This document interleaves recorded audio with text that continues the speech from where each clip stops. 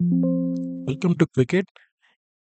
Andhra Pradesh endowment ఎగ్జామ్‌కి సంబంధించి ఇప్పటిదాకా మనము పేపర్ 2లో 700 బిట్లను మనం పూర్తి చేసుకున్నాం. సో, ఈరోజు 36వ రోజు మరొక 20 బిట్స్‌ని మనం ఈరోజు చూద్దాం.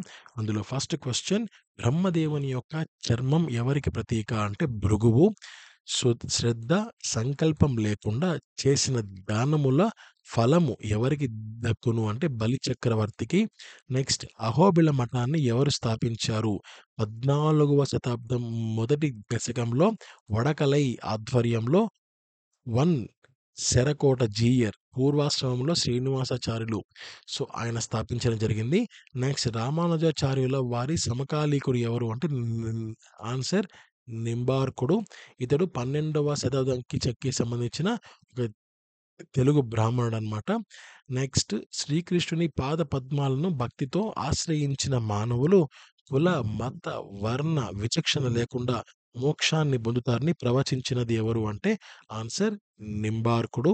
తర్వాత, దీపావళి నాడు జరిగే దీపముల పండగ ఎవరిని ఉద్దేశించి జరుపుకుంటారంటే అంటే ఆన్సర్ బలి చక్రవర్తికి సంబంధించి. నెక్స్ట్, పరమేశ్వరుడి అష్టమూర్తులు అడుగుతున్నారు.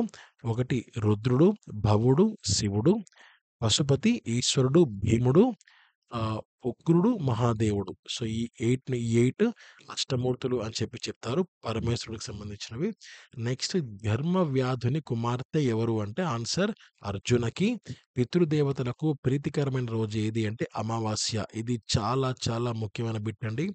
సో, అమావాస్య పితృదేవతలకు చాలా ప్రీతికరమైన రోజు. నెక్స్ట్, భీష్ముడు ఎన్ని రోజులు కౌరవ సేనకు సేనానిగా ఉండెను? ఆన్సర్ 10 రోజులు.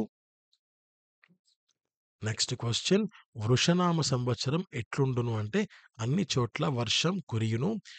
కుజ గ్రహ దోష నివారణార్థం చేయవలసిన చేయవలసిన దానం మనకు కందులనమాట. శని దోష నివారణార్థం చేయవలసిన దానం నువ్వులు. కుశుడు ఎవరి కుమారుడు అంటే శ్రీరాముడు. సో, లవడు, కుశుడు. ఓకే. లవకుశులు ఇద్దరు కూడా శ్రీరాముని యొక్క కొడుకులు. సురూప ఏ దేశపు రాజకుమారి? కేకేయ రాకుమారి. నెక్స్ట్, పితృపాదోదకము ఏమి చేయాలి అంటే శిరస్సు పైన చల్లుకోకుండా పితృమండలమును తాకిన చాలుననమాట. నెక్స్ట్, శివుడి కన్నుల నుండి రాలిన నీటి బొట్టులు భూమిపై పడి ఏ వృక్షములుగా పుట్టాయి అంటే ఆన్సర్ రుద్రాక్ష చెట్టు. అష్టముఖ రుద్రాక్ష ధరించుట వలన కలిగే ఫలితం ఏంటంటే విఘ్నములు పూర్తిగా ఉండవు. ఏ పని అందైనా సరే మనకు విజయం ఉంటుంది, పరమపదం ఉంటుంది, గురు భార్య సంగమ దోష నివారణ ఉంటుందన్నమాట. నెక్స్ట్, వినత దాస్య విముక్తికి గరుత్మంతుని కద్రువను ఏమి కోరెను? గరుత్మంతుణ్ణి కద్రువ ఏం కోరింది అంటే దేవలోకంలో ఉన్న అమృత భాండం కోరిందనమాట. నెక్స్ట్, లాస్ట్ క్వశ్చన్ ఈ వీడియోలో, ఏ కాలంలో చేసే దానము విశేష ఫలితం ఇస్తుంది అంటే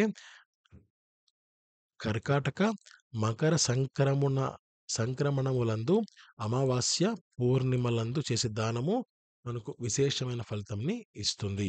సో, ఇంతటితో 36వ క్వశ్చన్ కూడా 36వ రోజు కూడా మనం పూర్తి చేసుకున్నాం. సో, ఇప్పటిదాకా 720 బిట్స్‌ని మనం పూర్తి చేసుకున్నాం. సో, ఎవరైనా సరే 720 బిట్స్‌ని పూర్తి చేసుంటారా నాతో పాటుగా? అంటే ఇంగ ఈ రోజుతో ఈ వీడియో పూర్తి చేశాక 720 బిట్స్ నా మైండ్‌లో ఉన్నాయి అని అనుకోనుంటారా? ఒకవేళ ఒక వ్యక్తి ఎవరైనా సరే లేడీస్ కావచ్చు, జెంట్ కావచ్చు. అలా అనుకున్న వ్యక్తి ఎవరైతే ఉంటారో వాళ్ళు, నేను చెప్తున్నానండి, ఖచ్చితంగా వాళ్ళకి జాబొస్తది. అందులో అనుమానం లేదు. ఎందుకంటే వాళ్ళు కొన్ని వేల మంది కన్నా వాళ్ళు ఒక అడుగు ముందుకున్నారు. కాంపిటీషన్ విపరీతంగా ఉంటుంది. సో, నోటిఫికేషన్ వరకు వెయిట్ చేయకండి. నేను ప్రతి వీడియోలో చెప్తున్నాను. నోటిఫికేషన్ వరకు వెయిట్ చేయకండి. మీ ప్రిపరేషన్ మీరు చేయండి. మీ ధర్మం మీరు చేయండి. నోటిఫికేషన్ రేపే వస్తే నా సిట్యుయేషన్ ఏంటి అనుకోని మీ ప్రిపరేషన్ ఉండాలి. సో, అది నంబర్ 1. ప్రతిరోజు ఒక హాఫ్ అన్ అవర్ ఎన్ని పనులున్నా, ఒకవేళ మీరు ఏదైనా జాబ్ చేస్తుంటే ఒక హాఫ్ అన్ అవర్ కేటాయించుకోండి.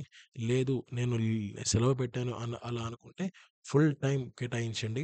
అలా కేటాయించగలిగితేనే మనకు హోప్ పెట్టుకోవాలి. లేకుంటే హోప్ పెట్టుకోవడానికి కూడా మనకు అర్హత ఉండదు. అది నంబర్ 1. నంబర్ 2, ఈ వీడియో ఎక్కువ మందికి షేర్ చేయండి. సో, షేర్ చేస్తే వారికి కూడా మీరు సహాయం చేసిన వారవుతారు. ఇండైరెక్ట్‌గా నాకు కూడా మీరు సహాయం చేసిన వారవుతారు. So, thank you so much. Have a great day. జై హింద్.